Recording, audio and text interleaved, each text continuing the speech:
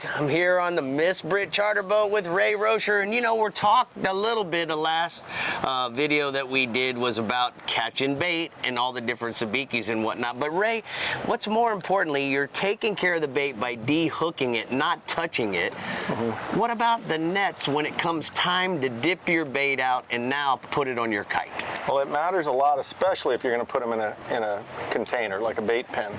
You know, one of the best ways to enjoy fishing, if you have the privilege of being able to have a bait pen or in the water that you can store bait, now you could go fishing after work in the afternoon. You don't have to always rely on catching the bait before you can go fishing. So we try to be very gentle with our baits for that reason, and just because the bait's livelier, even if you caught it and used it the same day.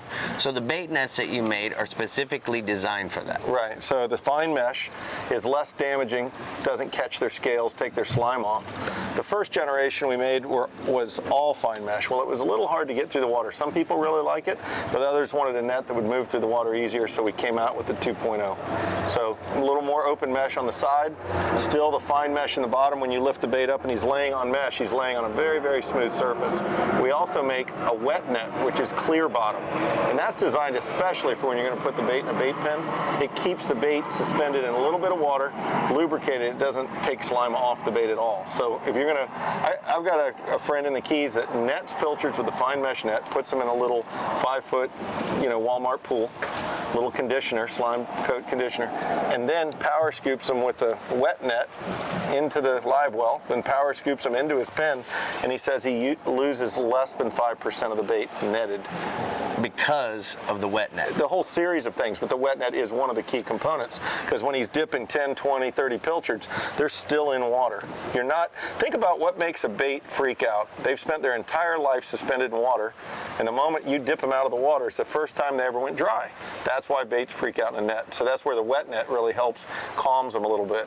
You can, and also instead of like in tournament mode, you've been part of it, and we've been part of it, you're doing one at a time with the net like this. Right. One at a time, because you don't want them dry on each other, rubbing the slime off. Wet net, now you can dip 2, 3, 4 at a time, gently, and they stay much calmer. I'm not saying you'll never have one flip, but they're much calmer, and now you can lower them down into the tank, and just the proof's in the pudding.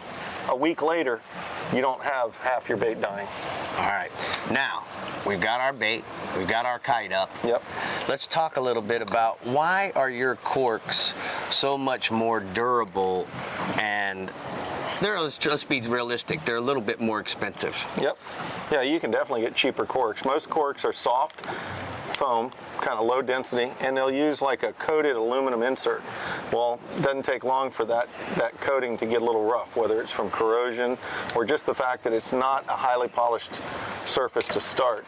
And as a result, that can chafe your line. Remember, when a sailfish or any fast fish is really smoking off drag, you're really dragging a lot of line across the surface. If it's rough, it's like a piling, right? Right. You'll break them off. So we actually take raw brass inserts and have them coated, chrome plated. So you've got the smoothest surface you can have. And it's no different than a rod guide. Would you have a rough rod guide on your fishing rod? No. So that's why that insert quality is so important. And also the high density foam means that the paint job holds up a little better. We actually paint them and clear coat them. So, it just creates a little more durability. These have obviously been used on the Miss Brit for several days, and look at how well they look. That's a testament. Those are actually our reject corks that get turned into ballyhoo floats.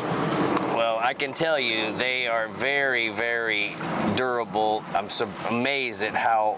This is when they came off of the kite rods. We used them till they started chipping up, and then they will get chipped up banging on the gunnels and this and that. It happens. But they last longer is the point. So you get more use out of them. And the most important part is you're not fraying your line. So R&R also, for bridling your baits, guys, putting your baits on, have created their own needles. Ray, why did you think this was so important? Well, I messed around with stainless needles in the beginning, and my prototypes were great. Then I would get the production run, and the edges of the needles were sharp. The eyes were closed too much. I had to go back and physically open with a feeler gauge the eyes to get the clearance that I needed, and it just seemed like there had to be a better way. And the only way that I could find to do this was mold high density plastic with a detent in the jaw that I see allows it. you to snap the band in, and you can't lose. It doesn't come out unless you force it out. Right. And the single biggest thing is that you can radius all the edges microscopically, so you never nick your band. So think about it. You got a bait out there. When is that bait going to really pull on that band the hardest? Right before he gets eaten. Right. Yeah. And if that band fails at that moment, and you come back with a hook, that could potentially be because of a needle that nicked a band. And it could be potentially losing a tournament because of it. Right. Now, I also notice, Ray, that they feel kind of square. What is that? Well, it's mainly because we wanted to get a needle that's not going to roll off. Round needles, we used to have them roll off. Yeah, they roll off into the floor, and then somebody steps on them. So they have a little bit of flatness to them. They're radiused, but they're mostly flat, where square edge, where they don't move around. All right, now continuing with our all the things we're going to need for kite fishing, we've got clips as well as rings. Why did you feel like it was important to create your own clip and the stainless rings? Well, for years we used the Black's clips, and they're great clips. We won tournaments on them. But the bottom line is we're sometimes getting a different release pressure. So imagine if you had a sailfish coming at you or a sailfish going away on two different bites.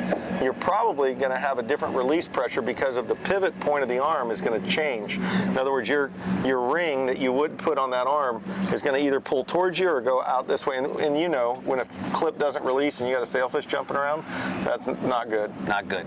So what I thought was if we could make a way for the ring to fit directly in the jaw, and that jaw being a long skinny clip, then that clip can follow. So I even radius the inside of the tubes where they ride on the line. So no matter which way that fish goes, that clip can follow the direction of the pull, and you get a very consistent release. And we found that to be true. And we even put stainless tension. You know, all these clips, my outrigger clips and the kite clips, took about 4 versions. 4 versions. Because you're a perfectionist. Well, you Let's just say realize you can do better. Whoa. Oh, Anyway. I guess that's somebody wanting to get in the video. You making brands? Bands, yeah. Rigging bands? Yeah. So Ray, when would you hook a fish in the nose, bridle a fish in the nose versus bridle a fish in the back, and why? So a bait on the long kite. So imagine you're trying to keep that bait in the water. One of the rules of kite fishing is you got to be able to drop the bait easily when it's time to drop him, right? Sailfish chasing him around, bait's a little shallow. You better be able to lower that down. If you hook a long bait in the nose, it doesn't have quite the pulling pressure to help pull underwater as if you were to hook them in the back. Right. You probably get a few more bites hooking a fish in a bait in the back.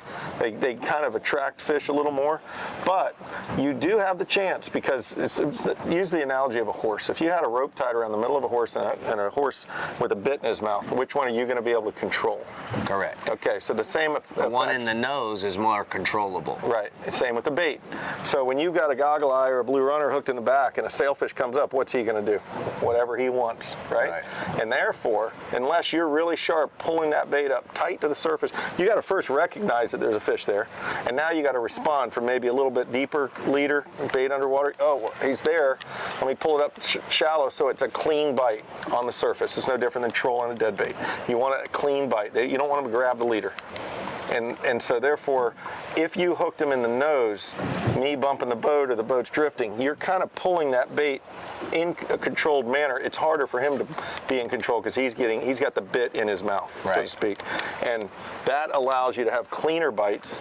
But you do, I mean, I'm getting a little philosophical, but you do raise a few more fish because of the erratic nature hooking in the back, but you better be on your A game. Yeah. Last but not least, Ray, you've created a downrigger and outrigger clip. Why don't you tell me? I've never seen anything quite designed like this. Tell me about this. I fished in Australia in 2007, and we were fishing really big baits, and had trouble keeping them in the clips, rubber bands, and all kinds of crazy things to pull these big baits. So, and when you looked at a line going through, say, a Black's clip, you realize that your line is kind of parallel to the arm. So it always seemed like a perpendicular contact surface would be better. So that's essentially what I did. Turned the clip sideways and just kind of re-engineered it. Good buddy of mine, Joe, helped me with a lot of the design work, and we've used them for like almost 4 years now. We like them. Now, as you know, putting out 6 lines on a kite can really be tricky, 3 on each side of the boat. You created this for your pre-made leaders. the cool part about this is that you can just simply pull it off, and this, you can put it somewhere close where the mates can easily grab it, but it can also be out of the way at the same time. And it's really simple. You preload it, and now you have the ability to take your leaders off as they go. And we make little cuts in the spool so you can just reattach your... So it doesn't blow off as you run into another This spot. is important because our kite leaders are less than, right at 15 feet, 14 and a half feet. So, otherwise you got these coils of leaders blowing up on you. What I love about this now, guys, it takes it and you can make it from some place where it's stuck to putting it away at the end of the day when you're doing the cleanup on the boat. If you like this video, guys, you got to simply subscribe and click on the link below to share it with some of your friends.